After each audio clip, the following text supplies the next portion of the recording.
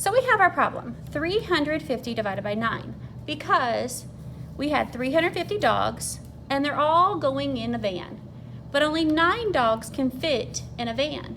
So we have to figure out how many vans do we need. Now, we're going to use an area model. We have our total of 350 dogs, and we're going to divide it by 9 because we need to have equal groups of 9. So we need to know what times 9 is close or equal to 350. So the first thing I like to do after I draw my area model is to make my easy facts. So I have 9 times 1 is 9, 9 times 10 is 90. 9 times 100 was way too big because that was 900, and I have a total of 350. So I don't need that easy fact. So that kind of guides me as I go. Then I did my 9 times 2, 9 times 20. No reason to do 9 times 200. 9 times 3, 9 times 30. 9 times 5 is 45. Now I could do 9 times 50, but that's 450. 450 is way more than 350. So I can go ahead and mark that out. So what of my easy facts is close to 350 without going over? It's like staring us in the face right there. So 9 times 30 is 270. So I know that 9 times 30 is 270. So I'm going to subtract the 270 from the total I started with. 0 minus 0 is 0. 5 minus 7. Ooh, I need to have to do some regrouping there because 5 minus 7 isn't going to work out for me. So I'm going to regroup. I'm going to come over here. I'm going to take 100 and I'm going to regroup it here. So now it's like I have 150 minus 70. I can do that. 15 minus 7 is 8.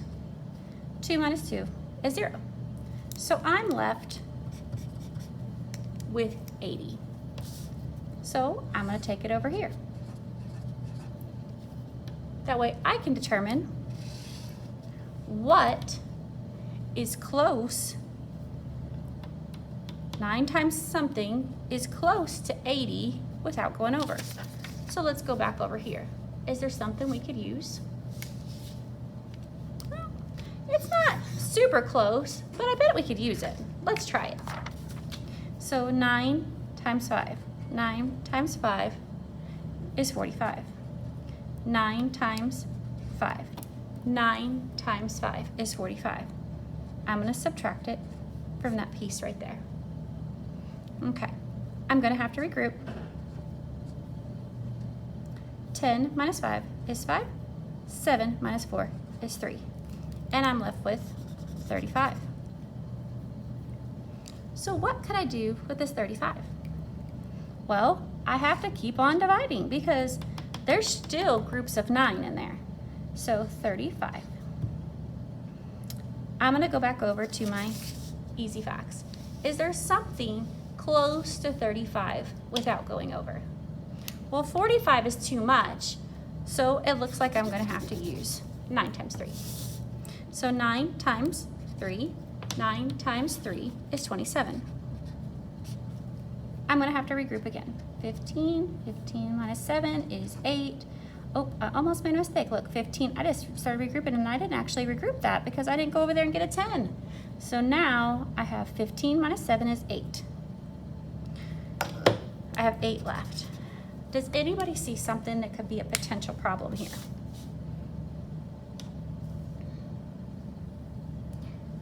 Well, I can't make a group of 9 with 8. I don't have enough. You think here, I made 30 groups of 9. Here, I made 5 groups of 9. Here, I made 3 groups of 9. I don't have any more groups of 9 to make. I only have 8. When this happens, we call it a remainder, because it is what remains when we cannot make a full group. So we have 8 out of 9, because I could not make a whole group of 9, so I only have 8 remaining, or 8 left. I don't have a whole group of 9. We call this a remainder. So in our situation, we were looking at vans. So how would I write the quotient first? Because we have 30 plus 5 plus 3 up here, and we've added this before, so 30 plus 5 plus 3 is 38.